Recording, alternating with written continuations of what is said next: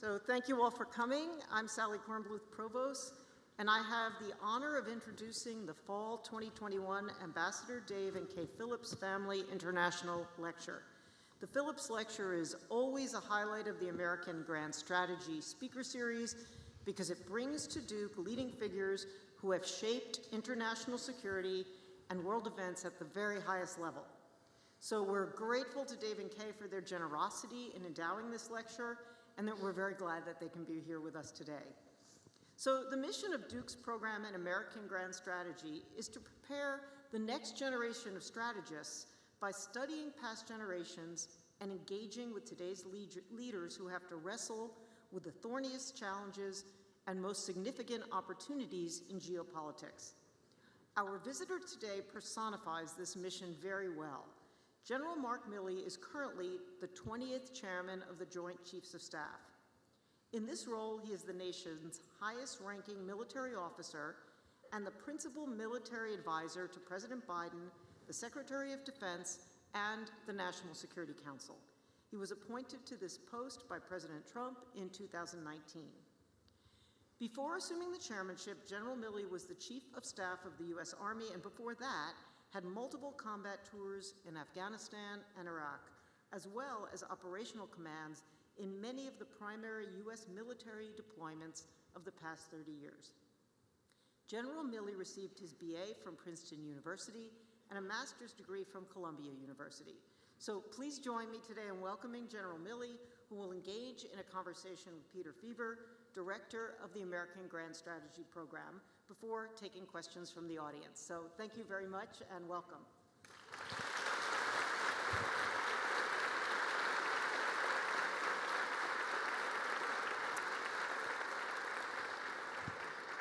Thank you all for coming. It's really good to see folks in person.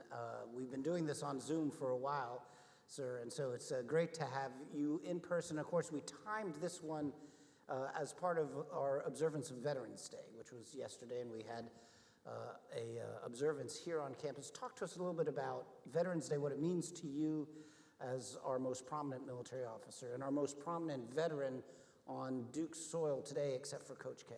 So. Thanks, Peter. Appreciate that. I thought you timed it for the Army-Duke game tonight.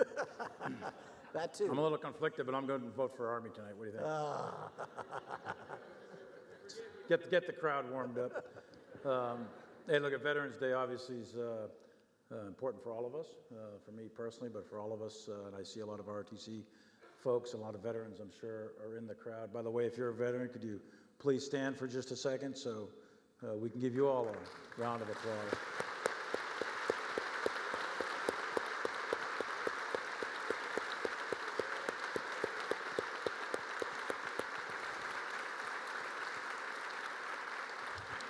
You know, I'm the son of veterans. My father was with the 4th Marine Division, World War II, did the assault landings at Kwajalein and Saipan and Tinian and Iwo Jima. And my mother was at a hospital taking care of wounded out in Seattle. Uncle was at Normandy. Another uncle was in the Philippines. And of course, we've got veterans in this crowd that I'm sure have family members that go back to the founding of the country. 40, 50 million people have worn the cloth of this nation. 16, 17 million, I think it is, in World War II. Another 20 million, really, since 9/11, plus Vietnam and Korea, and going back to World War I. We're at the, the November 11th, of course, is the Veterans Day as we know it, but it's also the end of World War I. There's so much wrapped into Veterans Day, and we all, self-included, I think, should be extraordinarily proud of our service, and I think that all of us who've ever worn the uniform should be proud. But I think all Americans should be proud of their service, of all of the soldiers, the sailors, airmen, Marines, now Space Guardians, Coast Guardsmen, in addition to cops and firemen and CIA officers, etc. The liberties and freedoms that we have, they're not free. They're paid for in the blood of those that went before us. And the reason we're a free country today, and many, many ways. There's a lot of reasons, I suppose, but one of the key reasons, I think, is those that have worn the cloth and those that have made the ultimate sacrifice. So all of us should be grateful, I think, on Veterans Day for those that have served. So the percentage of Americans who are veterans is declining just, for demographic reasons, and therefore the percentage of Americans who know veterans, have family members, that's declining as well. Does this concern you that there might be a gap that emerges between those who serve and the rest of the country that are being served? Yeah, I think we have to be careful about some of that a little bit. As you look throughout history from 1775 on, most of the time in our country's history, our military has been very, very small. It was only since World War II that we had a very large standing military. There's an aberration, of course, in the Civil War where it becomes a very large military, and then World War I. But for the rest of the period of American history, it's a very small military where most Americans had not served, actually. And there's nothing either good or bad about that. It's just a fact. It's an historical fact. But I do think in today's, we've got a society of, I guess it's 330, 340 million Americans. A relative small percentage of them are eligible to serve, and a relatively small percentage come in to serve. So we have to be mindful to make sure that we maintain the connective tissue between the American people and the American military, which is one of the reasons why I'm here. It's outreach programs. The burden is on us. The burden is on those of us in uniform to make outreach through media, through academia, through any number of venues, in order for the American people to hear from the military, to hear what they're doing on a day-to-day basis, and for us to explain ourselves, because it's the American people we serve. We are here to protect and defend the Constitution, the American way of life, American values, and ultimately the American people. So it's very important to maintain that connective tissue between the military and the American people, and that gap does not become so wide that it is destructive. So I remind my students, it's not a draft force. It's not even really a volunteer force. It's an all-recruited force. Right. You all work hard to recruit folks. If you were trying to recruit Duke students to join, what would be the pitch? What's the selling point of donning the uniform? Well, first of all, I would tell you can serve your country in a lot of ways, and you don't have to be in uniform to serve your country. Doctors and nurses, policemen and firemen serve their country as well. You serve your country. Professors serve the country. Teachers serve the country. There's lots of ways to serve, and one of the things I always say to young people is, if you choose a life of service in uniform, that's great. But if you don't, that's okay too, as long as it's a life of service. So, I think we all should be serving causes greater than ourselves. As far as being in uniform goes, that's unique, and I think it's a calling. It's, some people say you go to work and so on, phrases like that. I don't think of it like that. It's a profession. It's a way of life. It's a calling, and it's a calling unlike most. In the military, when you take an oath of allegiance to a constitution, and we're taking an oath to an idea. We're taking an oath to an idea that's embedded within a document. And when we take that oath, what we're saying is we're willing to die. That's not like most professions. So we're saying that we are willing to give our very life, our limb, our eyesight, separate from our families, be in harm's way, and to sacrifice and to do that for an idea on behalf of people that most of us don't even know. And what is that idea that we're willing to die for? I think it's really important. And I do it at every re-enlistment. I talk to people when we do enlistment, re-enlistment, promotions, etc. And the idea is very simple, and it says that you and I, no matter who we are, whether we're male or female, doesn't matter if we're black or white or Asian or Indian or whatever the color of our skin is, doesn't matter if rich, poor, Catholic, Protestant, Muslim, Jew, none of that matters. What matters is we're all Americans, and every one of us is born free and equal, and we're going to rise based on our merit, our knowledge, our skills, our attributes, our hard work, and you're going to be judged by the content of your character. That's what it means in that document. The entire concept of the Declaration of Independence, the entire concept of the Constitution has everything to do with life, liberty, the pursuit of happiness, and the equality of every single one of us. That's why I wear the uniform. That's why those cadets out there are wearing the uniform. That's why the veterans who stood up, that's why my father hit the beach at Iwo Jima. It's to preserve that idea, preserve that Constitution, and be willing to die for it in order to pass it on untouched to the next generation. That's what it's all about. So you have that, I think, in common. Thank you.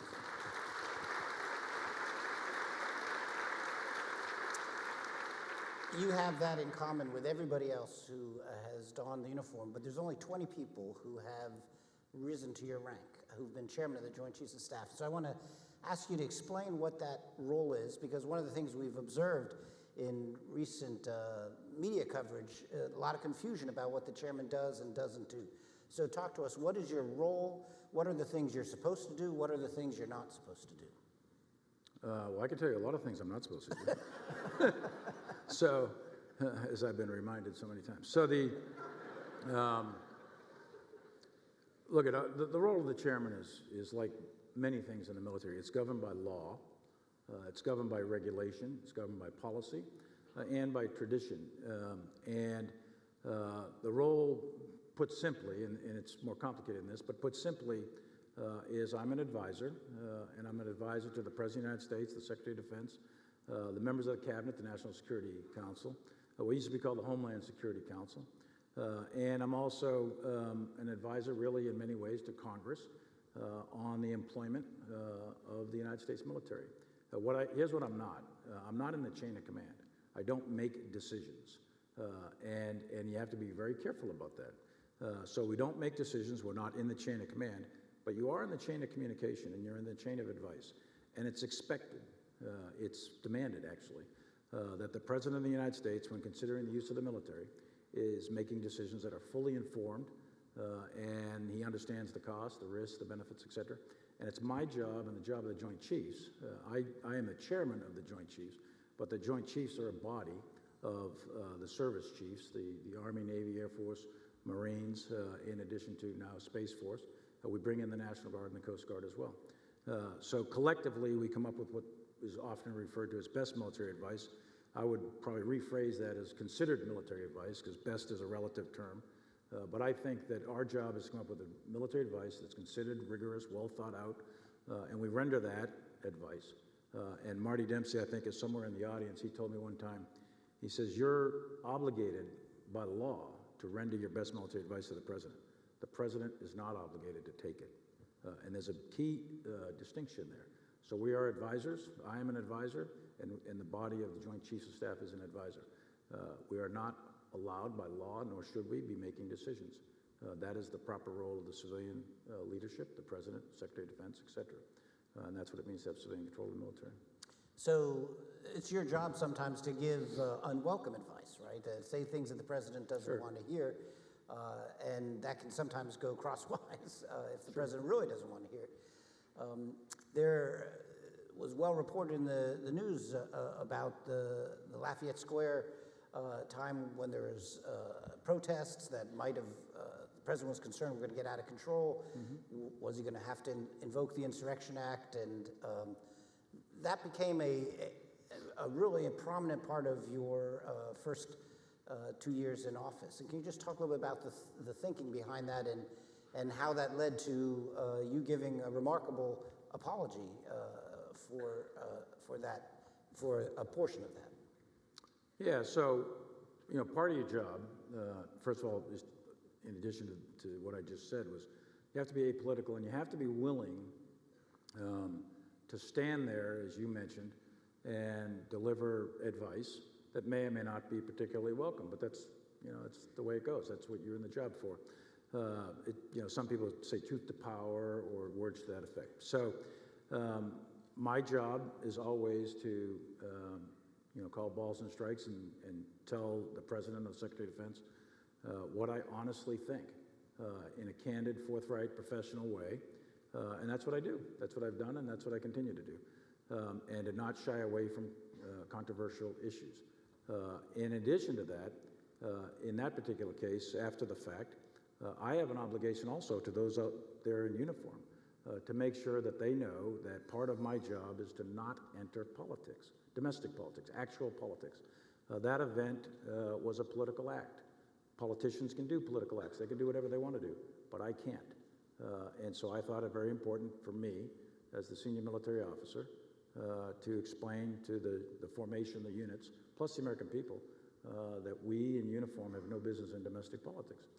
So I did that, and it was a part of that apology is part of a broader speech. But I think it's critically important that those of us in uniform remember that we follow the legal, lawful orders of the civilians that are appointed over us.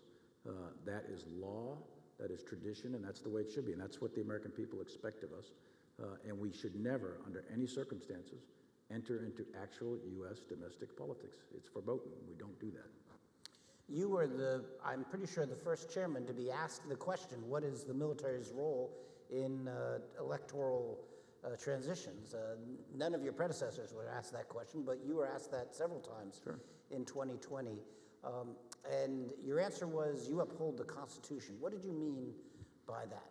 Yeah, so I was asked that many times, and I was asked that on the record by Congress as well, and our role is zero. We don't have a role. The United States military does not have a role in the domestic electoral politics. The American people have a voice. They go to the polls and they vote. And when they vote for whatever candidate they vote for, the votes are counted, and if the election is contested, then the next step is to go to the courts. Courts are done, then it goes to the legislature certifies the election. At no point is the United States military involved in any of that.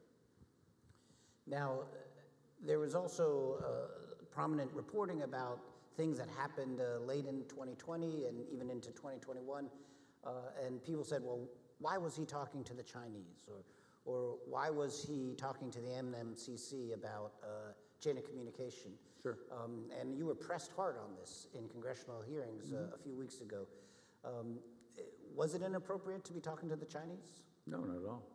I routinely talk to my counterparts, foreign military leaders, many times, hundreds of times, and speaking, and to include the Chinese and the Russians and others. The only ones I think I haven't talked to, perhaps, are the North Koreans and the Iranians, but others, absolutely. And I think it's important. We live in a very complex world, and when we're dealing with great powers, Russia, China, for example, it's important to maintain strategic stability. It's important for lots of reasons, but for strategic stability in and of itself. And as I testified a few weeks ago in front of Congress, there was some indications, and I'm not going to go over all the details here because a lot of it's classified, but there was some indications that the Chinese were very concerned, and I make sure that I fulfilled my role, coordinated within the interagency, within the Department of Defense, and we have rules and we have procedures set up to do that, and we did all that. So it's very normal, actually, a normal activity to talk to my counterparts to explain things. So, and anything you wanted to say on the NMCC, the report about going down to the command center, about, chain of, what the nuclear use authority stuff, that's a sensitive subject, I realize, but what can you say about that? Yeah, I think you're talking about the phone call with Speaker House, is that what you're talking about? Well, no, going down to the command post and saying, if a phone call comes, we're all supposed to be on the call. Yeah, I think that's probably mischaracterized. I didn't actually go down the NMCC. What we did is, we routinely, by the way, several times a day, practice procedures, as you would imagine, without going into the detail of the procedures themselves. But the strategic stability of the United States nuclear arsenal is very secure, and we practice it routinely. And as part of my duties and responsibilities, by law and by policy, is to ensure that we have a safe and secure system. And that's what I was doing, to make sure we have a safe and secure system. So I mentioned that you have to give advice, and sometimes advice is not taken. That brings us to the Afghanistan situation, where you've testified that you advised that we should stay if for an extended period of time. President Biden went the other way, made the call. Why? Several people said, well, you should have resigned. If you thought that was the wrong call, you should have resigned. Why didn't you resign? Well, I said it in testimony, two fundamental reasons. One is, I think an act of resignation by the chairman or a senior officer, if it's done in protest because your advice wasn't taken, I think that's a highly political act. And again, like I said, we've got no business in politics. So we shouldn't resign just because our advice is not taken. That's not our role. A political appointee, a cabinet secretary, for example, they're political appointees. That could be very valid. But we don't want military officers, general officers, resigning every time your advice is not taken. That's the first point. And the second point is, and it's more personal, is, my dad couldn't resign going and hitting the beach at Iwo Jima. I'm sure he didn't think that was a great deal to run out the end of a landing craft and go into machine gun fire. So, you know, the kids that are over there at Abbey Gate in Afghanistan who were killed, those 13 Marines and corpsmen and a soldier, they couldn't resign.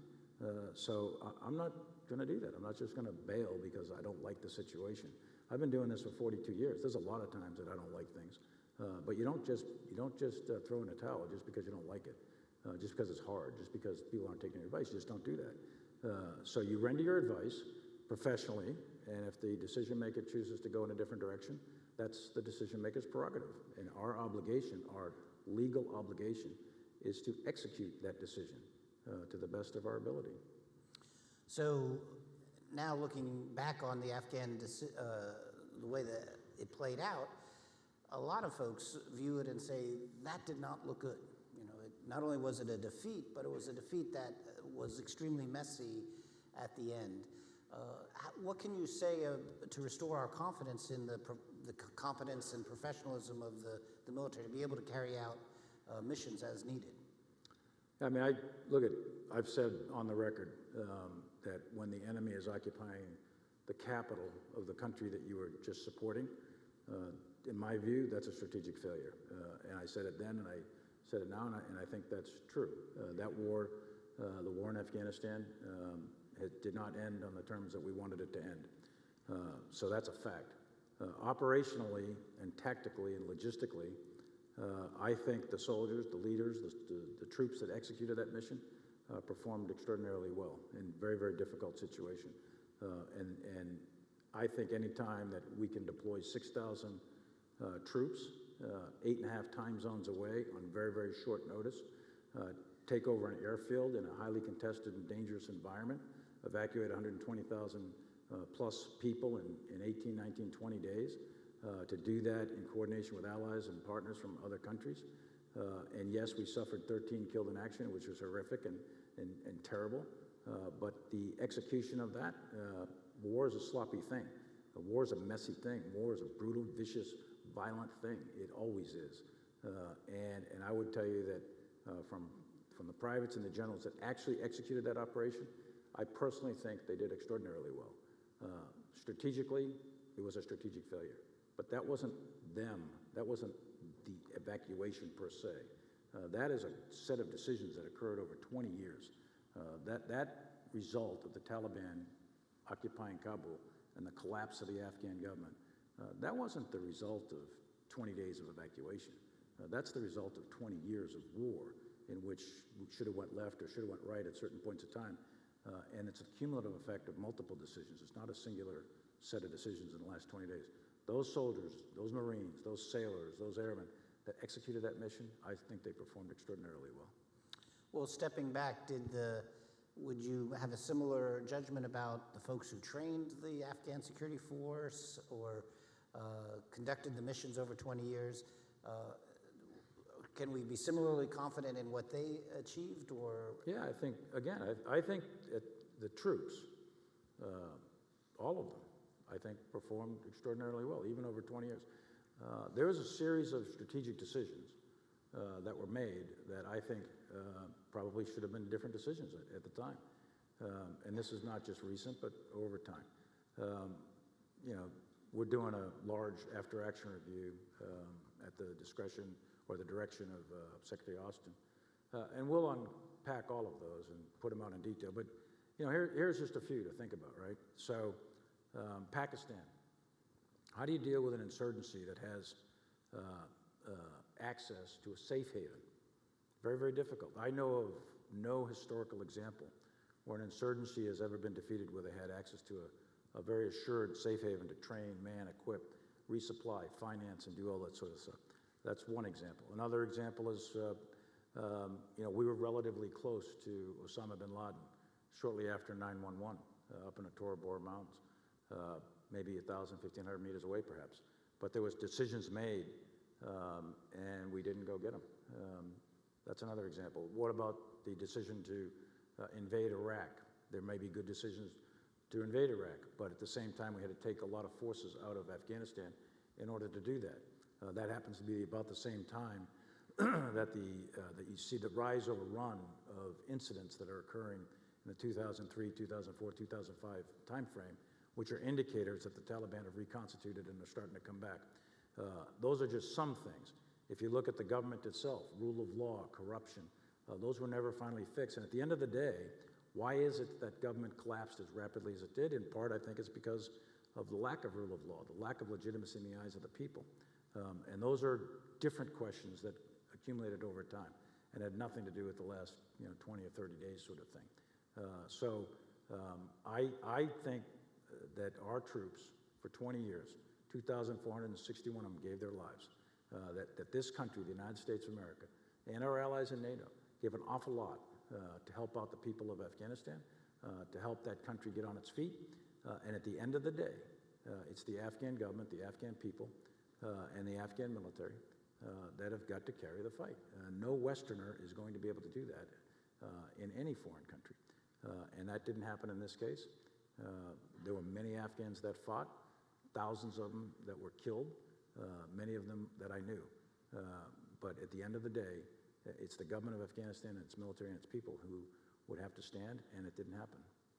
So many are drawing parallels to the failure of the effort in Vietnam. And as you know, your predecessors, who had to lead the military after Vietnam, had to reorient the military and get it ready for the new geopolitical environment. So in a sense, that's your assignment now, is to lead the military in the new geopolitical environment. Another part of your function is to assess risk as the senior military advisor.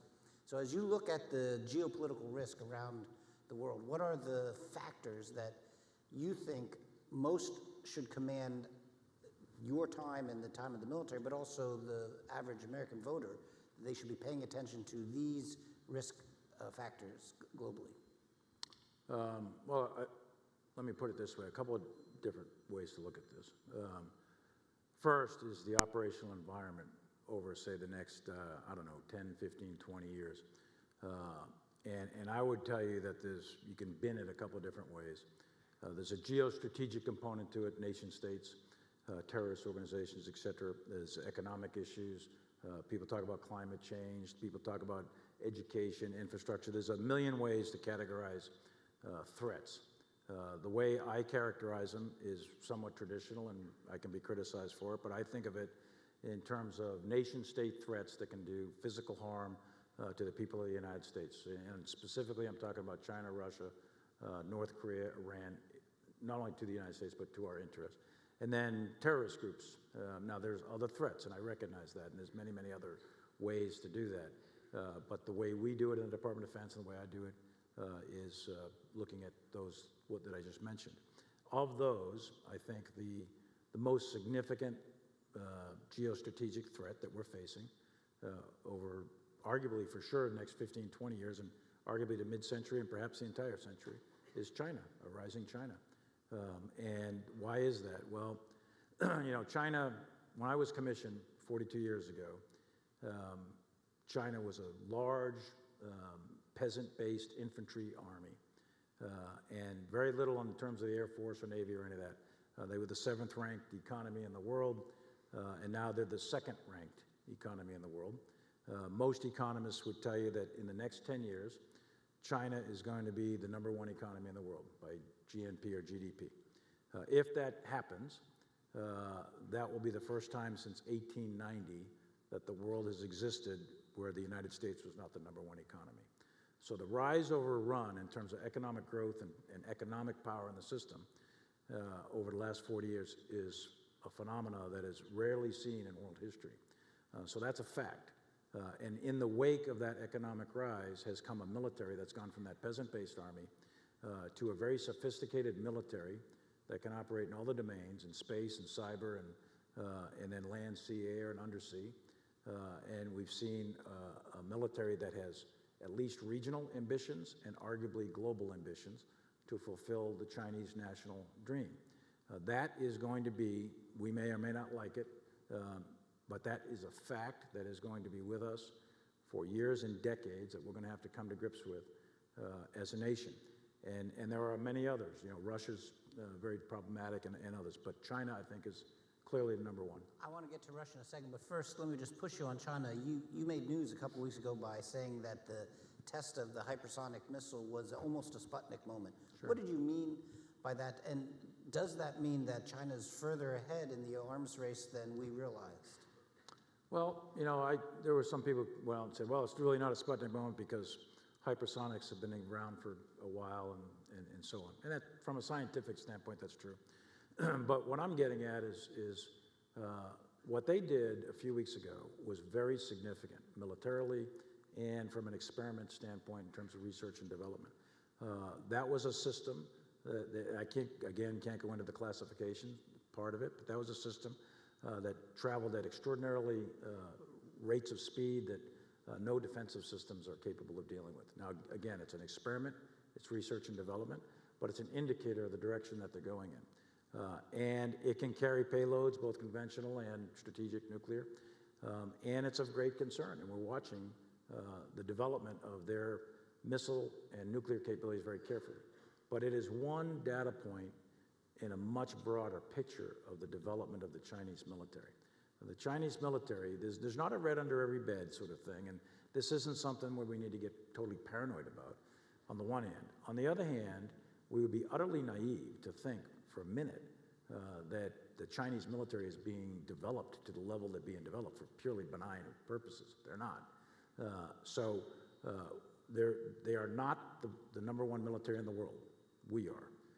We also are developing a variety of capabilities at the same time. So it's not as if they're on some runaway thing here where they are much, much better than we are. That is not true. But if we, the United States military, do not fundamentally change the way we fight, how we fight, the doctrine we fight with, and our research, development, acquisition, and we don't get on a much faster path, then we will lose our position of primacy and dominance militarily, and that will be very, very dangerous, period, if that happens. Shortly after you and I talk today, I'm going to go over to your labs and take a look at the artificial intelligence and the quantum computing. That's an example of some high technology that the Chinese are developing very rapidly, that's available to lots of countries, that we, the United States, need to be putting a lot of money and investment into AI, robotics, quantum computing, and there's a whole laundry list of other technologies. If we fail to do that, if we continue with the way we are as a military, then we're going to be doing something akin to the horse soldiers running into machine guns 15, 20 years from now, and that will be tragic. It'll be very, very dangerous. So we've got our work cut out for us. China is the number one challenge, strategic challenge. There are other challenges to be sure, but that's what we're looking at as the number one. Let me ask you about one of those other challenges, which is Russia. In the last day or two, Secretary Blinken gave what looked like a warning to President Putin not to threaten Ukraine, that he's massing troops on the Ukraine border. Now, he's done this from time to time, so maybe this is just theater, but is this something that Americans should be watching closely and worried about? We are watching it closely, very closely. And Russia is conducting larger scale maneuvers and assembly of forces on the Russian side of the Ukrainian border. Last April, they did something very similar, and it ended up being a series of exercises. We are watching it very closely. It is not something that overtly aggressive right this minute. In other words, there's not something that indicates that they're going to invade tonight or tomorrow sort of thing. But we're watching all the indicators very, very closely, and I'll leave it at that. So if you look elsewhere around the world, it seems like factors of instability are on the rise. There's continued trouble in Myanmar, there's the coup in Sudan, there's a raging civil war in Ethiopia, instability in Venezuela. I mean, you could go around the globe and lose sleep tonight doing so. As you look at those, what is the piece that the military has to be paying attention to, and what are the pieces that are really for the diplomats or the development officers and things? We pay attention to all of those challenges and threats. We do that every single day on behalf of the American people. We also have to be conscious and careful of sometimes when you're in the moment, when you're in the present, these threats seem like they're the worst they've ever been. The United States has been tough times in the past, World War II, World War I, the Civil War, etc. But there are challenges, and they are very significant, and we're watching it all the time. I think the one that I'm always concerned about is the challenge or the threat of a great power war. And that is a really serious thing. And here we are, November 11th, yesterday, to memorialize the end of World War I. You said to me that you went on a staff ride over to the battlefields of World War I, and the Meuse Argonne. In 6 weeks, in the Meuse Argonne, the biggest battle in American history, in 6 weeks from beginning of October to the 11th of November, we lost 26,000 American soldiers and Marines killed in action in that battle. Think about that. When my dad hit the beach at Saipan in the summer of 1944, his brothers hitting the beach at Normandy. And from Normandy to Paris, to the Normandy campaign, about 8 weeks, we lost 26,000 or so killed in action. In the Central Pacific, in the Marianas campaign, Saipan and Tinian, where my dad was, in some of the major naval battles, about 10 or 15,000 were killed. China, Burma, India, and all these theaters, those were great power wars. And there are very, very few people alive today who appreciates the level of destruction, the intensity, the violence, the unmitigated disaster that World War I and World War II are, or were. And at the end of World War II, we put in place something that is commonly referred to as the liberal world order.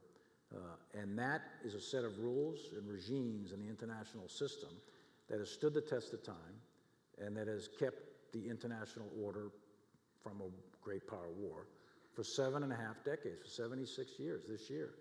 The last 2 times that was done that I'm aware of, and there's probably more, but the Treaty of Westphalia in 1648 all the way up to the French and Indian War in the 1750s, about 100 years. And then from the end of the Napoleonic Wars, 1815, 1816, the Concert of Europe, all the way up to the Guns of August in 1914, about 100 years. We're in the 76th year of the great power peace, and we need to keep it at that. We need to keep it at great power peace. That we're not going to, that's not designed to prevent terrorism. It's not designed to prevent limited wars. We're going to have to deal with that sort of thing. We're not going to get away from dealing with COVID or climate change, whatever threats you want to talk about. But great power war is a different scale. And that is, I think, something, as I look around the world today and I see various indicators of instability, is something we're going to have to pay much more attention to over the next 10 to 15 years in order to prevent that from happening. Because God forbid if that were to ever happen. So right now, as you know, the Pentagon is in the middle of drafting the National Defense Strategy, and the Joint Staff is in the middle of drafting the National Military Strategy, which is meant to make sense of all of this, to identify a way forward. And the buzz phrase that's come out of it, according to news reports, is something called integrated deterrence. Sure. What does that mean? What is integrated Well, what we're deterrence? talking about, integrated deterrence, is integrating all the domains.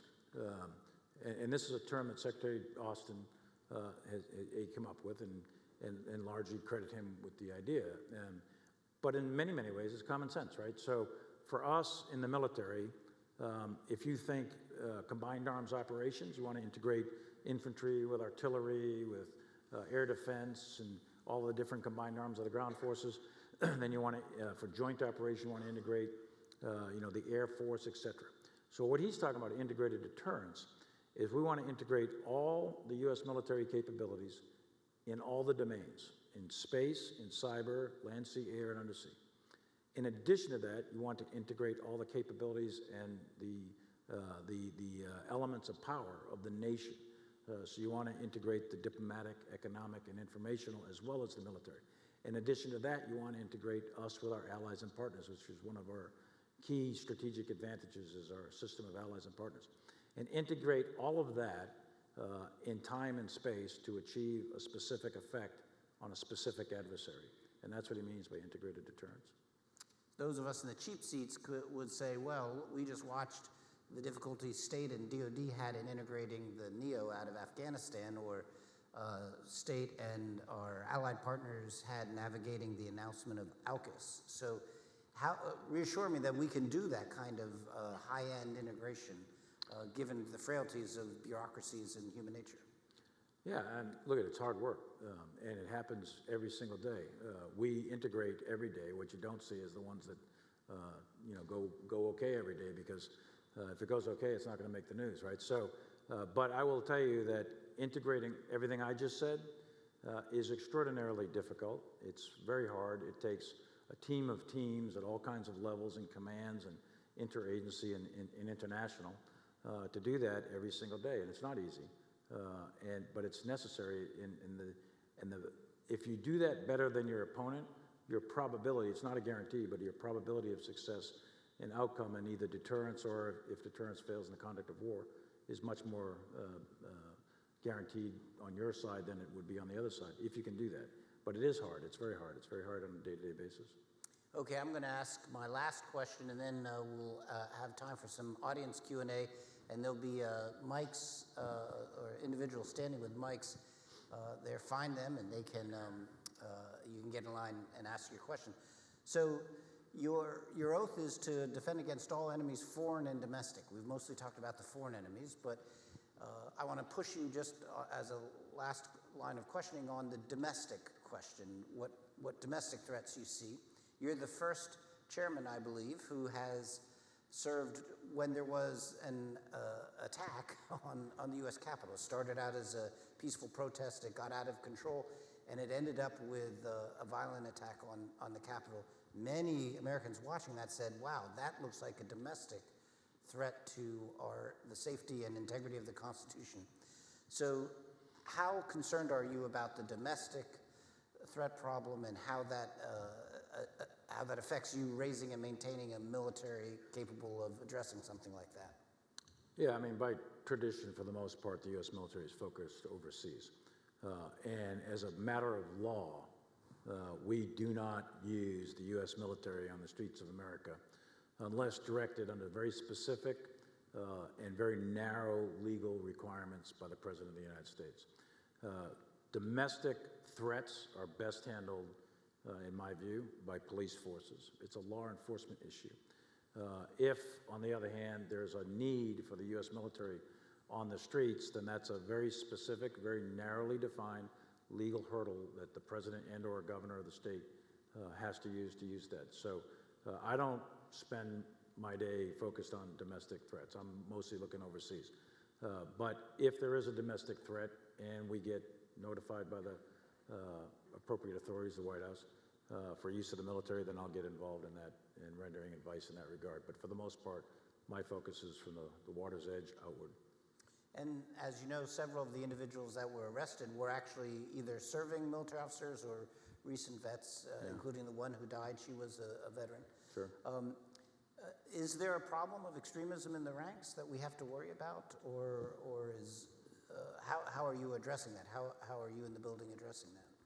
All militaries are a reflection of the society. So to the extent that there's extremists in society, there's going to be extremists in the military somewhere.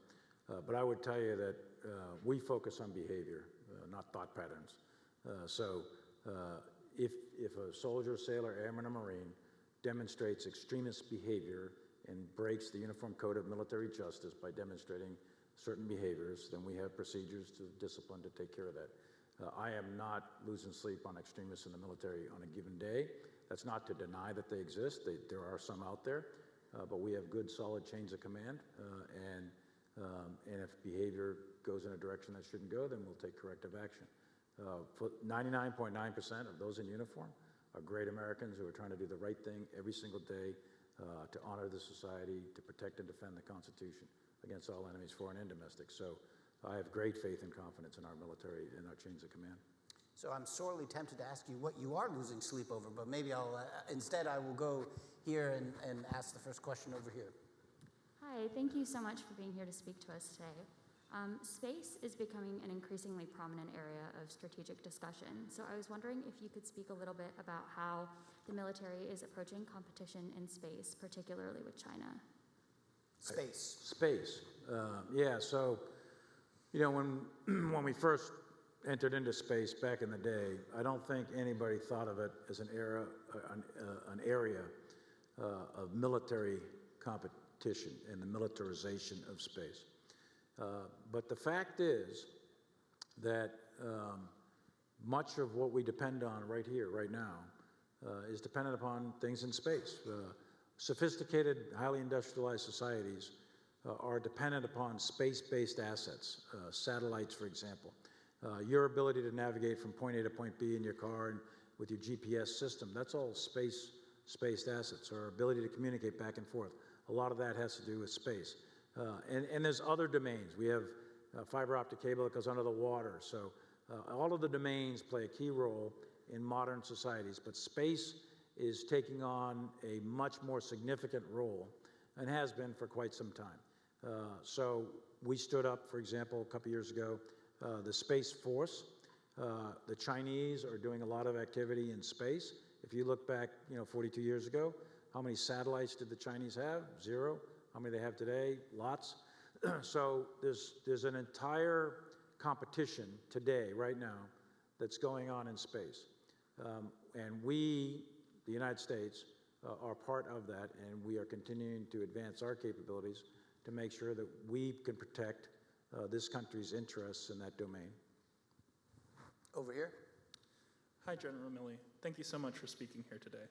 I have 2 questions. The first question is, what do you believe the role of public opinion ought to be in the direction of the United States military? And the second question is, what kind of music do you like to listen to? I didn't anticipate that second question. Maybe I should listen to more music.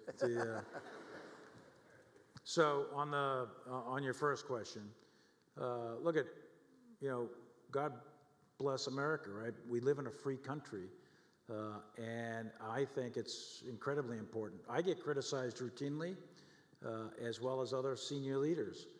To me, does it bother me once in a while? Sure, it bothers me once in a while, but what it really tells me is we're doing a great job. We're doing a great job because you, the American people, have freedom of speech. And I think the role of public opinion relative to the military is an important feedback loop to us. We serve you.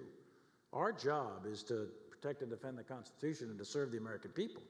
And I think that the public opinion of the American people matters. So we get feedback loops through various ways of doing it. And I think criticism is helpful, not hurtful. Some of it's hurtful, I suppose, but that comes with the turf. That comes with the job we're in. So I value it. I think it's important. And I know the other senior officers in uniform do as well.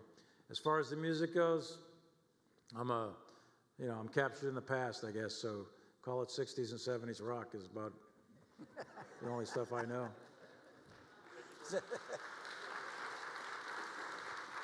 So you probably do well at weddings. I've noticed that that's the dance music that's played at weddings. You probably are out there on the dance floor. Okay, over here. Hi, General Milley. Thank you for coming to talk to us today. I wanted to switch it up and ask you about leadership. Not everyone is born with the great skills of a leader. And as someone who is recognized for your great leadership, what is your opinion? What do you recommend someone, what are the steps they need to take to become a leader in their own personal life, in their family, and in their community? I think, personally, I think it's your integrity and your character and your willingness to, be honest and candid. I think that matters. I think character matters. And I think that, your knowledge, your skills, your attributes, competence, those sorts of things, all that matters for sure. But at the end of the day, what differentiates different people, in my view, is character. And central to that is your personal integrity. When you lose your moral compass, when you lose your ability to see right from wrong, the ability to take the path perhaps less traveled by, but perhaps more difficult, when you lose that, you've lost everything. Don't ever sell your soul for 20 pounds of silver, right? So that's where I'm at. Over here. Good afternoon, sir. Midshipman First Class on Spock, United States Marine Corps Reserve. Sir, so with the recent changes within the Chinese Communist Party, especially in the past few years under President Xi Jinping, how have you seen the PLA's strategic and even operational goals change, and how do you see us reacting to those? So PLA for me means the entire military, not just the Army. And the changes in the Chinese military have been really significant. We've already mentioned space. If you look at air, for example, air power, the Chinese today not only have fourth and fifth, but they're working on sixth generation as well as we are. So they've got very capable, advanced fighter aircraft, very competent, capable pilots. Their Navy, for the first time in Chinese history, they're developing a blue water Navy. Now, it's not the equal to the United States Navy, which is far and away the best Navy in human history, but they are developing it, and they're developing that Navy in order to challenge the United States Navy at sea. They're developing their undersea capability with subs to have achieve effects in South China Sea and beyond. Their anti-ship cruise missiles that are from the land, what we call the anti-access aerial denial capabilities of the Chinese military. They're missiles from land-based platforms to deny us either land or sea or air access. Those are very advanced.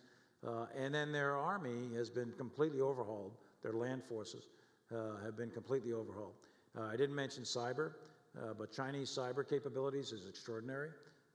So they've advanced a remarkable amount in 40 years. Again, I want to be cautious. The Chinese are not 10 feet tall. The Chinese are not the best sort of thing. There's not a red under every bed. I don't want people to walk out of here and think that, oh my God, the world is falling, that sort of thing. It's not. But the Chinese military has advanced, and we must pay close attention to that. That is clearly a warning sign for us in the decades to come. You would rather play our hand than their hand, right? If you could choose which side you'd play in the strategy game, would you rather play our hand or their hand? Oh, I think we, the United States, have much more aggregate power than China does, although China is advancing rapidly. But the other thing that I didn't mention is allies and partners. China, I suppose, has some allies and partners, but they're not anywhere close to what we have. We have a significant amount of allies and partners.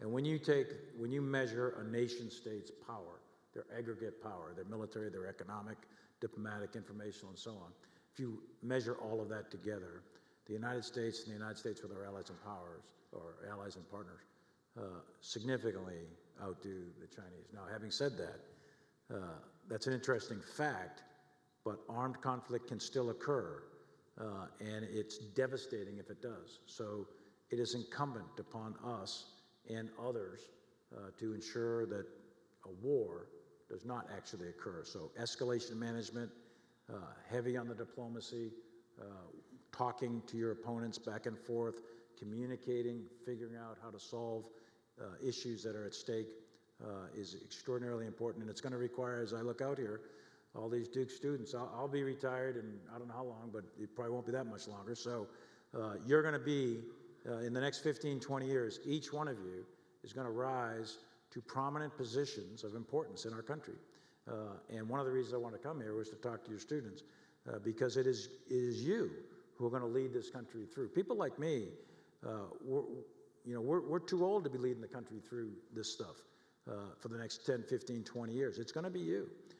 And the more you study the situation that is in front of you, the more you learn about it, the better off we as a nation are going to be. So thanks for that opportunity, and thanks for that question. What I heard you say is the more political science courses you take, the more they'll be ready. Okay, over here. So, hi, General Milley. So, on the note of allies and partners, if China attacks Taiwan and the U.S. goes to war with China, is NATO coming with us? Well, I mean, it's speculative in nature, so it's always best for the chairman of the Joint Chiefs of Staff not to speculate about the future.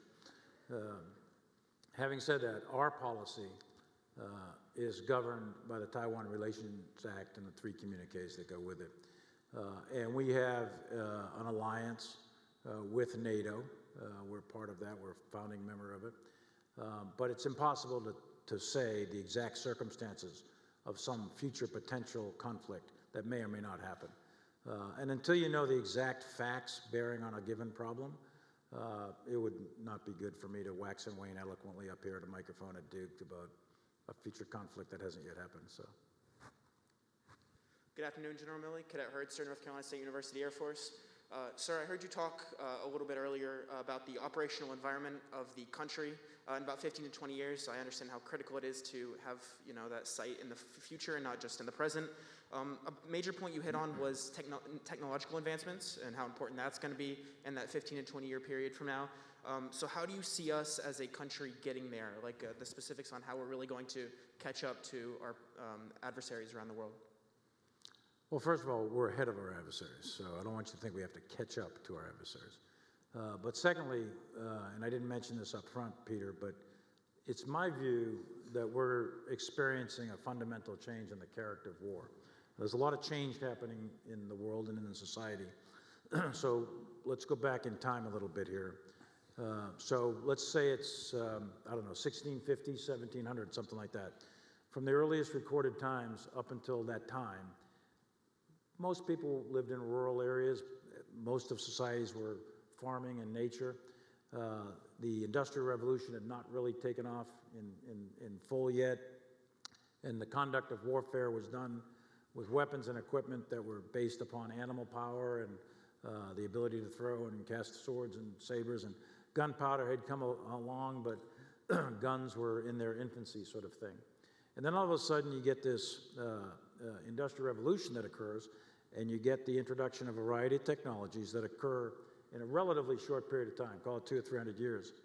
And in that 200 or 300 years, we've gone through several cycles of fundamental changes in the character of war. The nature of war is not going to change. The nature of war is about human beings, about fog and friction and fear, all the things that Clausewitz talks about in his book on war.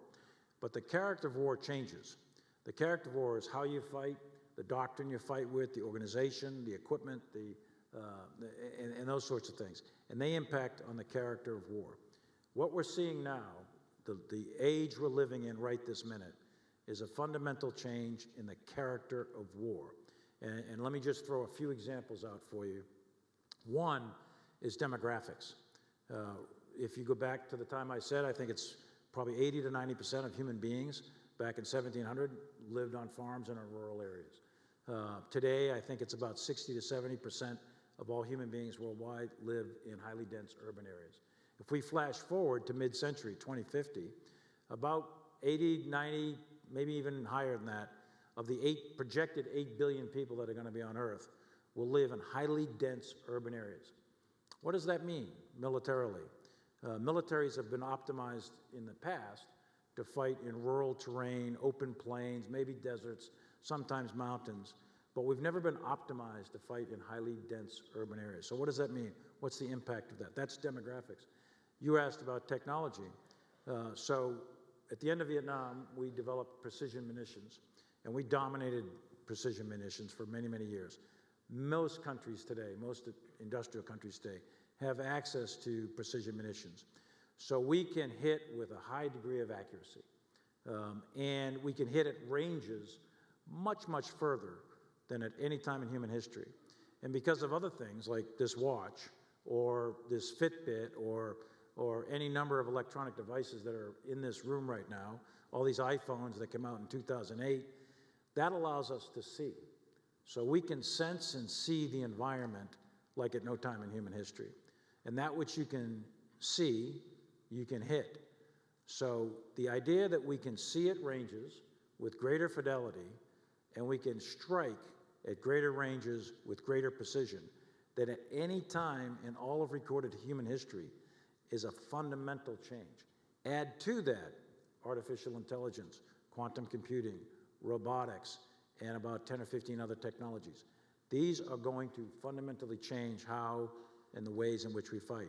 If you go back between World War I and World War II, there was the introduction of wireless communications, radio, with mechanization and tanks and wheeled vehicles, and then add to that the airplane. So the airplane with the radio, with the mechanization, indicated a change in the fundamental character of war between World War I and World War II. Every country had access to those technologies. All of us did. The United States and Russia and Ukraine and Germany and Japan, everybody had them. And how they combined those technologies into a way of warfighting determined how the armies of the day fought at the beginning. One army, the Wehrmacht, the German army, They combined them into a method of war that we today call the Blitzkrieg. That operational method of war allowed Germany to overrun all of Europe in 18 months. Other countries combine those technologies in different ways and not successfully. So how we take the technologies that are available and coming on very, very rapidly, the ones I talked about, AI, robotics, etc., how we combine them, put them together with a doctrine, train young people in terms of talent management how to deal with them, and develop ways of how to fight, that is going to be decisive in the next armed conflict. And that's the challenge that we have in the military today, is to figure that out. We're not going to get it right. We have to admit that we're going to get it wrong. The key is to get it less wrong than your enemy, as Michael Howard, the British historian, said. So we just got to get it less wrong than the enemy. Every country has access to those technologies. And that's going to be a key thing that, again, I hate to throw it over the transom to you guys, but you're going to have to deal with that over the next 10, 15, 20 years. And how we deal with it, the closer to right we get, is going to determine how well or not well this country's going to do in the next conflict. You mentioned the iPhone. My iPhone is telling me we only have time for 2 more questions, and I'm sorry for those we won't get to, but let's take one here and take one here, and we'll take them both, and then you can answer them, and we'll have to stop there. Good afternoon, General Milley. My name is Nicholas Harrelson. I'm a third-year Master of Divinity student and a combat wounded veteran of the Iraq War. My own experiences with combat trauma and the difficulties that stem from that eventually led to me pursuing a vocation where I hope to help others with similar experiences. Can you speak to the experience, the combat experience of veterans in the recent conflicts and how soldier and veteran care relates to defending the nation in the 21st century? Great question. And yours, sir? Yes. General Miley, my name is my name is John Caldwell. I'm a retired Sergeant First Class. I served at Fort Bragg. At my last duty station, also served with 25th ID Light. Thank you for your service. Last year, you spoke about the base change renaming the installations, the 10. And you had said the American Civil War, you were quoted as saying, and they played on C-SPAN, the American Civil War was an act of treason at the time against the Union, against the Stars and Stripes, against the U.S. Constitution, and those officers turned their backs on their oath. In light of what you spoke of at the beginning of this process, like you, my father served in the United States Army. There's this oath, when you take that oath, some of us take it really serious. I think all soldiers, Marines, airmen, sailors take it serious, but it means something. In that light, and I understand you're just an advisor, if President Biden was to say to you, how would you advise him on using the military as it's been used over the years since the beginning of our nation in terms of bringing healing in our nation? What would you say to him if you knew the first 3 things you told him was like a waving the magic wand? He would have to take it. I know you said he doesn't have to, but what if he was going to take it? What would you advise him to how he would move forward in light of base change names and things of that nature to bring our nation together? Okay, so those are 2 tough questions to end on, but do your best, sir. Well, on the first question, look at, I think it's George Washington who said how a nation treats its veterans is going to define really the soul of a nation, and I think there's a lot of truth to that. My father fought in World War II, landed on 4 islands, saw an awful lot of combat. I grew up with a guy who had horrific memories of the extreme levels of violence that he experienced on those islands. And I would say that today, about 800,000 of us served in combat in Iraq and Afghanistan. There's a percentage of us who have horrific memories of terrible things that occurred. We're going to live with those, all of us, the rest of our lives. And some small percentage of us are going to find that those memories are debilitating, that we can't live with them in a day-to-day way. And the rest of society, and that includes us, those other veterans who experience those things, but are not finding it debilitating on a day-to-day basis, We are, in fact, our brother and sister's keeper. So we need to reach out, put our arms around those that serve, and help them through those tough times. All of us have them. Every one of us who's been under fire has those feelings in the middle of the night at 2 in the morning when your eyes pop open and you see your buddy's face, and it's not a pretty sight, right? So we have an obligation to reach out as a nation, as other veterans, fellow veterans, and wrap our arms around those who are struggling. We have a lot of programs and systems out there to do that, and we need to continue those. And I think that's important, no matter whether it's a World War II veteran like my father, or whether it's the current war veterans. We have to do that over and over again. As to the other question, these are almost culture war type things. So one of the things you asked me up front is things I learned and didn't learn, right? So, rule 1, learn lessons. Lesson 1, stay out of culture wars. So I'll try to avoid it. But having said that, I haven't been asked by the president. I don't know that I will. But the base names of the military bases across the country have changed many, many times over time. And the reason the bases are named the way they are named today, those were political decisions at the time that they were made. And I expect that they'll be handled by political leaders as we get into changing names of bases. In fact, if I'm not mistaken, I think there's some legislation on the books to do just that. I think it's important. The United States fought our bloodiest war, the Civil War, and it was horrible. It was tragic, and it ripped the nation apart. But only about 10 or 15% of Americans today can actually trace their lineage back to that war. The vast majority of Americans, their families emigrated to this country after 1865. I think what's important is that we take a look at today and look at the future and bring this country together as one single entity. We have a lot of challenges going forward, and I think that we ought to keep our eye on the horizon and not on the wake of the ship, but on the horizon of the ship. And that's where my focus is to try to stay focused on current and future threats in order to preserve and protect the Constitution. And I'll let others determine things like the names of bases. Well, I want to thank you for coming. We're very much in your debt for your service to the country, but also for your willingness to come here. You've said a number of things that I'm sure will challenge the students in the audience, none more than the fact that you're going to root for Army tonight. We'll try to deal with that. But in the meantime, I've got a couple more hours to change your mind on that. In the meantime, please join me in thanking you for your... Thank you.